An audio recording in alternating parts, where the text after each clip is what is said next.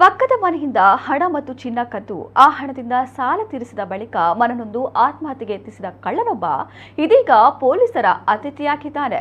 ಅಂದಹಾಗೆ ದಕ್ಷಿಣ ಕನ್ನಡ ಜಿಲ್ಲೆಯ ಕಡಬ ತಾಲೂಕಿನಲ್ಲಿ ಈ ಘಟನೆ ನಡೆದಿದೆ. ಕಡಬ ತಾಲೂಕಿನ ಮರ್ದಾಳದ 102 ನೆಕ್ಕಿಲಾಡಿ ಗ್ರಾಮದ ಬಜಕೆರೆ ಎಂಬಲ್ಲಿ ಕಳೆದ ರವಿವಾರ ಆಟೋ ಚಾಲಕ ಕುರಿಯಾಕೋಸ್ ಯಾನೆ ಜೇಮ್ಸ್ ಅವರು ಪತ್ನಿ ಮತ್ತು ಮಗನೊಂದಿಗೆ ಮನೆಗೆ ಬೀಗ ಹಾಕಿ ಚರ್ಚ್ ಪ್ರಾರ್ಥನೆಗಾಗಿ ತೆರಳಿದ ವೇಳೆ ಅವರ ಮನೆಯ ಬಾಗಿಲು ಮುರಿದು ನಗದು ಮತ್ತು ಚಿನ್ನಾಭರಣ ಕಳ್ಳತನ ಮಾಡಲಾಗಿತ್ತು. ಪ್ರಕರಣದ ಬೆಂಬತ್ತಿದ್ದ ಕಡಬ ಪೊಲೀಸರು ಮಹತ್ವದ ಸುಳಿವುಗಳ ಆಧಾರದಲ್ಲಿ ಕಳ್ಳತನ ಆಗಿರುವ ಮನೆಯಿಂದ ಕೂಗಳತೆ ದೂರದಲ್ಲಿರುವ ಮನೆಯ ಯುವಕ ಬಜಕೆರೆಯ ಸಿನು ಕುರಿಯನ್ ಎಂಬಾತನನ್ನ ಬುಧವಾರ ರಾತ್ರಿ ವಶಕ್ಕೆ ಪಡೆದು ವಿಚಾರಣೆಗೆ ಒಳಪಡಿಸಿದ್ದರು. ವಿಚಾರಣೆ ವೇಳೆ ಬೈಕ್ನಲ್ಲಿ ಬಂದು ಕೊಟ್ಟಿಗೆಯಿಂದ ಪಿಕ್ಕಾಸು ತಂದು ಬಾಗಿಲು ಮುರಿದು ಕಳ್ಳತನ ಮಾಡಿರುವ ಬಗ್ಗೆ ಬಾಯ್ಬಿಟ್ಟಿದ್ದಾರೆ. ಸಾಲದ ಸುಳಿಯಲ್ಲಿ ಸಿಲುಕಿದ ಕಾರಣ ಕಳ್ಳತನ ಮಾಡಿರುವುದಾಗಿ ಆತ ತಿಳಿಸಿದ್ದನು. ಕಡಬದ ಟೆಕ್ಸ್ಟೈಲ್ ಒಂದರಲ್ಲಿ ಕೆಲಸ ಮಾಡುತ್ತಿದ್ದ ಆತನ ಬಳಿಯಿಂದ ಸದ್ಯ ಚಿನ್ನವನ್ನ ಪೊಲೀಸರು ವಶಕ್ಕೆ ಪಡೆದುಕೊಂಡಿದ್ದಾರೆ. ಕಳ್ಳತನ ಮಾಡಿರುವ ಹಣದಲ್ಲಿ ಸಾಲವನ್ನ ತೀರಿಸಿ ಉಳಿದ ಹಣವನ್ನ ಸಿನು ಕುರಿಯನ್ ತನ್ನ ಬಳಿಯೇ ಇಟ್ಟುಕೊಂಡಿದ್ದ.